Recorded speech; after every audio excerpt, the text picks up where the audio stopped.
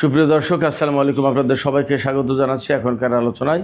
আপনাদের সঙ্গে আছি আমি সিরাজুল ইসলাম। দর্শক, মার্কিন প্রেসিডেন্ট ডোনাল্ড ট্রাম্প বলেছেন নিকট ভবিষ্যতে মানে খুব দ্রুতই তারা ইরানের সমৃদ্ধ ইউরেনিয়াম আমেরিকায় নিয়ে যাওয়ার ব্যবস্থা করবে। এরপর সেই ইরানের পররাষ্ট্রমন্ত্রী সাইদ আব্বাস আরাকচি বলেছেন মধ্যপ্রাচ্য অঞ্চলের সমস্ত মার্কিন ঘাঁটি ইরানের বৈধ লক্ষ্যবস্তু হিসেবে গণ্য হবে। আরেকটি গুরুত্বপূর্ণ খবর আছে, সেটি হচ্ছে পাকিস্তানের সেনাপ্রধান ফিল্ড মার্শাল আসিম মুনির ইরান এবং আমেরিকার মধ্যে যে চুক্তি হওয়ার কথা চলছে সেই চুক্তির টেক্সট লিখছেন পাকিস্তানের সেনাপ্রধান। এপাশে ইরানের পররাষ্ট্রমন্ত্রী সাইদ আব্বাস আরাকচি আরও বলেছেন সৌদি আরবের সাথে ইরান টেকসই এবং গঠনমূলক সম্পর্ক প্রতিষ্ঠার ব্যাপারে প্রতিশ্রুতিবদ্ধ। সুপ্রিয় দর্শক, এই বিষয়গুলো নিয়ে এখনকার আলোচনায় আপনাদের সঙ্গে আছি আমি সিরাজুল ইসলাম। আপনাদের সবাইকে এখনকার আলোচনায় আমন্ত্রণ জানাচ্ছি। আশা করি আলোচনা ভালো লাগবে, আর ভালো লাগলে লাইক কমেন্ট শেয়ার করবেন এবং চ্যানেলটি সাবস্ক্রাইব করে সাথেই থাকবেন।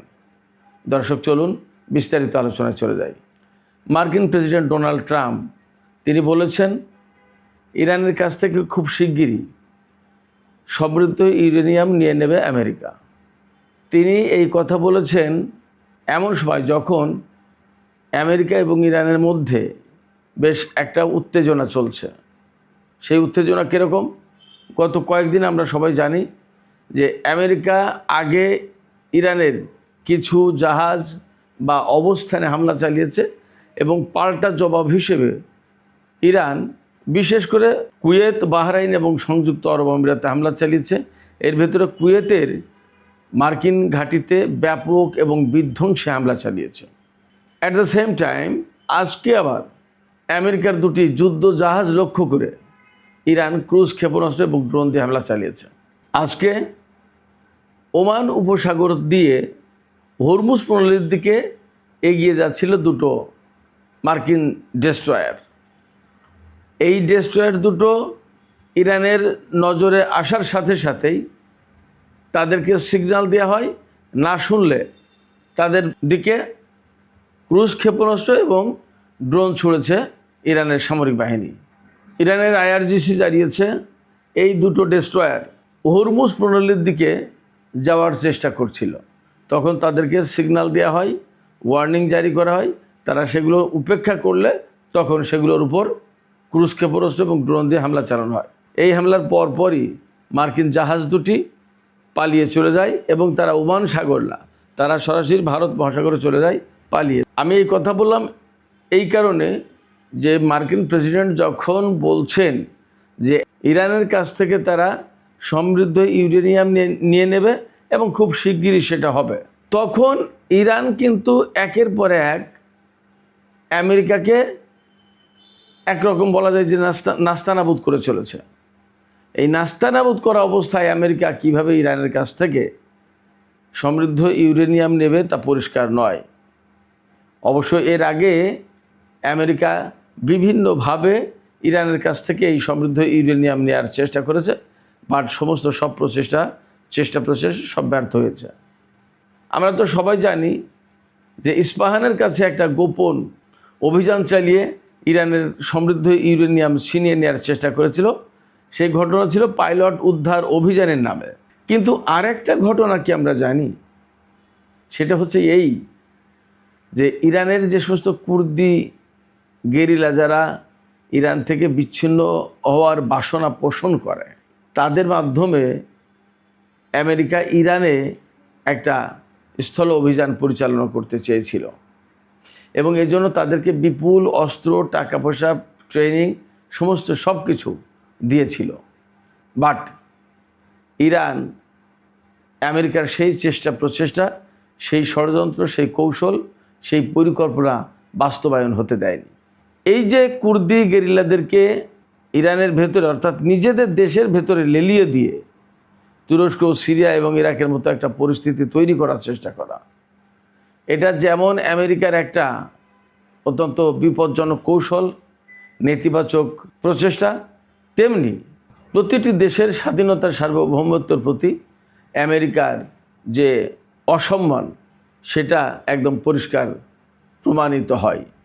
যাই হোক, আমেরিকা এই প্রচেষ্টা চালালেও ইরান যথেষ্ট শক্তভাবে সেটা মোকাবেলা করে এবং এই পরিকল্পনা বাস্তবায়নের আগেই ইরাকের এরবিলে ইরান হামলা চালিয়ে সেই ঘাঁটি এবং কুর্দি গেরিলাদের যে রিং, যে চক্র, সেটাকে একদম ধূলিসাৎ করে দেয়। এই অভিযান তারা পরিচালনা করতে পারেনি। এখন ডোনাল্ড ট্রাম্প যখন আবার নতুন করে বলছে যে ইরানের কাছ থেকে ইউরেনিয়াম কেড়ে নেওয়া হবে, তখন কয়েকটা পরিকল্পনা থাকতে পারে। আবার নতুন করে ইরানের উপর ব্যাপক হামলা চালিয়ে হয়তো ইস্পাহান এলাকাকে হামলা মুক্ত রাখবে, বাদ বাকি সব জায়গায় ব্যস্ত রাখবে। যখন ইরানের সামরিক বাহিনী অন্যান্য এলাকা নিয়ে খুব বেশি ব্যস্ত, তখন ইস্পাহান এলাকায় তারা রাতের আধারে বা গোপনে অভিযান চালিয়ে ইউরেনিয়াম নিয়ে নেওয়ার চেষ্টা করবে, অথবা স্থল অভিযান চালানোর চেষ্টা করবে, অথবা আবার কুর্দি গেরিলাদের দিয়ে ইরানের ভেতরে বিশেষ তৎপরতার মাধ্যমে এই লক্ষ্য পূরণের চেষ্টা করবে। তবে একটা কথা আমি খুব স্পষ্ট করে বলি, সেটা হচ্ছে যে ইরানের যতদিন জাগ্রস পর্বতমালা এবং আলবর্জ পর্বতমালা আছে, ততদিন পর্যন্ত আমেরিকা ইরানের পরমাণু কর্মসূচি ধ্বংস করতে পারবে না এবং ইরানের এই যে সমৃদ্ধ ইউরেনিয়াম, এগুলোও নিতে পারবে না। এই পর্বতমালাগুলো থাকার কারণে ইরানের ক্ষেপণাস্ত্র কর্মসূচি এবং তাদের যে মিসাইল সিটি, এগুলো কোনোদিন ধ্বংসও করতে পারবে না।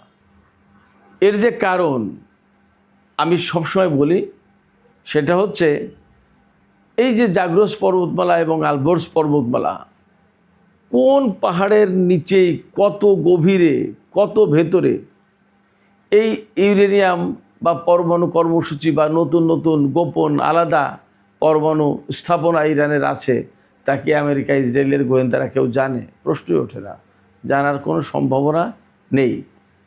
ইরানের ভেতরে হয়তো তারা কখনো কখনো গোয়েন্দা বৃত্তি চালায়, অনেক ক্ষেত্রে সফল হয়, তাই বলে সব কিছুতে সফল হবে এটা ভাবার কোনো কারণ নেই। তাহলে এই যুদ্ধটাই হতো না, তাহলে তারা সব কিছু তাদের কন্ট্রোলে নিয়ে নিতে পারতো গোয়েন্দা তৎপরতার মধ্য দিয়ে। সেটা সম্ভব না। তো ডোনাল্ড ট্রাম্পের এই হুমকি তখন ইরানের পররাষ্ট্রমন্ত্রী সাইয়েদ আব্বাস আরাকচি তিনি নতুন করে পুরনো কথা আবার নতুন করে তাকে বলতে হয়েছে। যুদ্ধের আগে কিন্তু ইরান সবসময় বলতো মধ্যপ্রাচ্যের যত মার্কিন ঘাঁটি, তা সমস্ত ঘাঁটি ইরানের লক্ষ্যবস্তুতে পরিণত হবে এবং এগুলো হবে বৈধ লক্ষ্যবস্তু যদি আমেরিকা ইরানের বিরুদ্ধে কোনো যুদ্ধ শুরু করে। এখন আব্বাস আরাকচিকে নতুন করে এই কথা বলতে হলো। কেন বলতে হচ্ছে? আমার ধারণা আব্বাস আরাকচির কাছে এই রকম ইনফরমেশন আছে যে আমেরিকা হয়তো আবার ইরানের বিরুদ্ধে হামলা চালাতে পারে।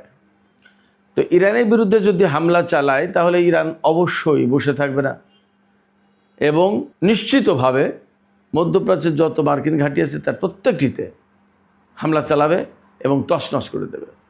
ব্যাপারটা তাই যদি হয়, তাহলে ধরে নেওয়া যায়, আমরা বলতে পারি যে নতুন করে আমেরিকা এবং ইরানের ভেতরে যুদ্ধের আশঙ্কা আছে।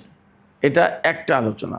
অবশ্যই ভিন্ন আলোচনাও আছে যে ডোনাল্ড ট্রাম্প এরকম নানা ধরনের হুমকি ধমকি দিচ্ছে, নানা ধরনের আশার বাণী শোনাচ্ছে, নানান ধরনের পজিটিভ বক্তব্যও তিনি দিচ্ছেন। যেমন তিনি এই কালকেই তো তিনি বলেছেন যে ইরানের সাথে আগামী সপ্তাহের ভেতরে হয়তো একটা চুক্তি হয়ে যাবে। তো ইরানের সাথে যদি চুক্তি হয়ে যায়, তাহলে ইরানের কাছ থেকে ইউরেনিয়াম ছিনিয়ে নেওয়ার প্রশ্ন আসে কেন? এ কথা কিন্তু আসে। আবার তিনি বলছেন যে ইরানের সাথে চুক্তি করার ব্যাপারে আমেরিকার কোনো তাড়া নেই। তিনি একবার বলছেন আমরা কোনো না কোনোভাবে ইরানের বিরুদ্ধে জিতব, সেটা কূটনৈতিক উপায়ে হোক আর সামরিক উপায়ে হোক। আবার তিনি নেতানিয়াহুকে বকাবকি করছেন, ধমক দিচ্ছেন, গালিগালাজ করছেন, ইরানের সাথে চুক্তির পথে বাধা বলে তাকে উল্লেখ করছেন। মানে তিনি সব জায়গায় আছেন। আবার তার বিরুদ্ধে যখন যুদ্ধ ক্ষমতা রহিত করা বা সীমিত করা বা বন্ধ করার জন্য আমেরিকার কংগ্রেসে যখন প্রস্তাব পাশ হচ্ছে, তখন প্রস্তাব পাশকারীদেরকে তিনি দেশপ্রেমিক নন বলে আখ্যায়িত করছেন, আনপেট্রিয়টিক ম্যান বলছেন তাদেরকে। তার মানে কি? তার ভেতরে ইরানের বিরুদ্ধে যুদ্ধ করার একটা আকাঙ্ক্ষা থেকে গেছে। আসলে ডোনাল্ড ট্রাম্পের কোনো অবস্থান কারোর কাছে পরিষ্কার না, এবং তিনি আসলে কাউকে কোনো পরিষ্কার হতে দিচ্ছেন না তার অবস্থান সম্পর্কে। তিনি সব কিছু একটা অবস্কিউর অবস্থায় গোলক ধাঁধার ভেতরে রাখতে চাইছেন। তিনি গোলক ধাঁধার ভেতরেই রাখুন, আর যাই করুন না কেন, ফ্যাক্ট হচ্ছে যে ইরানের সাথে যুদ্ধে তার জয়ের সম্ভাবনা আমি আপাতত দেখছি না, এমনকি কূটনীতিতেও না। কারণ কূটনীতি এগিয়ে নিয়ে যাওয়ার মতো প্রজ্ঞাবান মানুষ মার্কিন প্রশাসনে নেই। আর যুদ্ধ করে আমেরিকাকে ইরানের বিরুদ্ধে বিজয়ী করবে সেই রকম প্রযুক্তি এবং সেই রকমের হিম্মত মার্কিন বাহিনীর এখন আর নেই। আপনারা শুনলে অবাক হবেন, আজকেই খবর এসছে যে মার্কিন বিশ্ববিখ্যাত যে বিমানবাহী রণতরী জেরাল্ড আর ফোর্ড এসেছিল ইরানের বিরুদ্ধে যুদ্ধ করতে, সেই জাহাজ ইরানের ক্ষেপণাস্ত্রের আঘাতে আহত হয়ে যুদ্ধক্ষেত্র থেকে পালিয়েছে। জেরাল্ড আর ফোর্ডের লন্ড্রিতে আগুন লাগার কারণে সেই জাহাজ ক্ষতিগ্রস্ত হয়েছে বলে এর আগে যে সমস্ত খবর দেওয়া হয়েছিল, আসলে সেই খবর বাস্তব নয়। এখন যা খবর বেরোচ্ছে সেটা হচ্ছে ইরানের ক্ষেপণাস্ত্রের আঘাতে সেই জাহাজ ক্ষতবিক্ষত হয়েছে। ফলে একথা একদম পরিষ্কারভাবে বোঝার সুযোগ রয়েছে বা ধারণা করা যায় যে ইরানের সাথে আমেরিকা কোনো মতেই যুদ্ধে আসলে পেরে ওঠেনি। আপনারা নিশ্চিত থাকুন, আমেরিকা যদি বেটার পজিশনে থাকতো যুদ্ধে, তাহলে ইরানকে কোনো মতেই ছাড় দিত না। যাই হোক, ইরানের পররাষ্ট্রমন্ত্রী আব্বাস আরাকচি আর একটা গুরুত্বপূর্ণ কথা বলেছেন। তিনি বলেছেন, সৌদি আরবের সাথে টেকসই এবং গঠনমূলক সম্পর্ক রক্ষা করা বা প্রতিষ্ঠা বা এগিয়ে নিয়ে যাওয়ার ক্ষেত্রে ইরান প্রতিশ্রুতিবদ্ধ। এখানে একটা ছোট্ট বাট গুরুত্বপূর্ণ বিশ্লেষণ বা আলোচনা করতে চাই। সেটা হচ্ছে, এই যে ইসরায়েল, আমেরিকা এবং ইরানের মধ্যে যে যুদ্ধ হলো, এই যুদ্ধের পর কাতার এবং সৌদি আরব খুব দ্রুতই বুঝতে পেরেছে ইরানের সামরিক সক্ষমতা, এবং আমেরিকা ইসরায়েলের সামরিক দুর্বলতাও তাদের কাছে পরিষ্কার। এই প্রেক্ষাপটে কাতার এবং সৌদি আরব কিন্তু বিশেষভাবে ইরানের সাথে সম্পর্ক স্বাভাবিক করার চেষ্টা করছে, উন্নত করার চেষ্টা করছে। অন্যদিকে কুয়েত, বাহরাইন এবং সংযুক্ত আরব আমিরাত, এই তিনটি দেশ এখনও মনে করছে চূড়ান্তভাবে আমেরিকাই টিকে যাবে এবং আমেরিকার সাথে ইরান পেরে উঠবে না। এই অঞ্চলে আমেরিকার প্রভাব প্রতিপত্তিই থেকে যাবে, যার কারণে কুয়েত এত মরিয়া হয়েও আমেরিকাকে সাপোর্ট করছে, বাহরাইন এবং সংযুক্ত আরব আমিরাত একইভাবে। অন্যদিকে সৌদি আরব এবং কাতার কিন্তু সরে যাচ্ছে, দিন দিন দূরে সরে যাচ্ছে আমেরিকা থেকে। কাতার তো আগের থেকেই বিশেষ করে ইসরায়েলের ব্যাপারে খুবই রিজার্ভ ছিল, আমেরিকার সাথে সম্পর্ক রাখতো, কিন্তু ইরানের সাথেও সম্পর্ক অনেক ভালো রাখতো।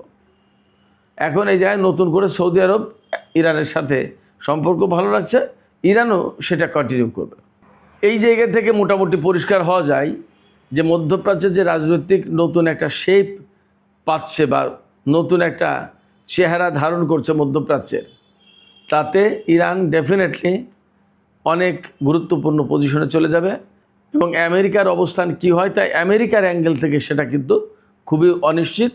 আমি আমার জায়গা থেকে যে বিশ্লেষণ বলি সেটা হচ্ছে, আমেরিকা এই পরিস্থিতির প্রেক্ষাপটে আজ হোক কাল হোক অল্প সময়ের ব্যবধানে তার অবস্থান হারাবে। মধ্যপ্রাচ্যে আমেরিকার অবস্থান খুবই দুর্বল হবে, তাকে হয়তো এখান থেকে ঘাঁটি এবং সেনা প্রত্যাহার করে নিতে হবে। আমাদের সামনে যখন এরকম প্রেক্ষাপট, তখন আমরা সবাই জানি পাকিস্তানের সেনাপ্রধান আসিম মুনির তিনি ব্যক্তিগতভাবে খুবই উদ্যোগ নিয়েছিলেন ইরান এবং আমেরিকার মধ্যে যুদ্ধবিরতি স্থায়ী করার জন্য, স্থায়ীভাবে যুদ্ধ বন্ধের জন্য এবং একটা শান্তি চুক্তি প্রতিষ্ঠার জন্য। আমরা এটা জানি যে ফিল্ড মার্শাল আসিম মুনির ইরান সফর করেছিলেন সর্বশেষ কয়েকদিন আগে, এবং তখন কিন্তু এরকম একটা আবহ তৈরি হয়েছিল যে ইরান এবং আমেরিকার মধ্যে যে কোনো মুহূর্তে চুক্তি হয়ে যাচ্ছে, কিন্তু তা হয়নি।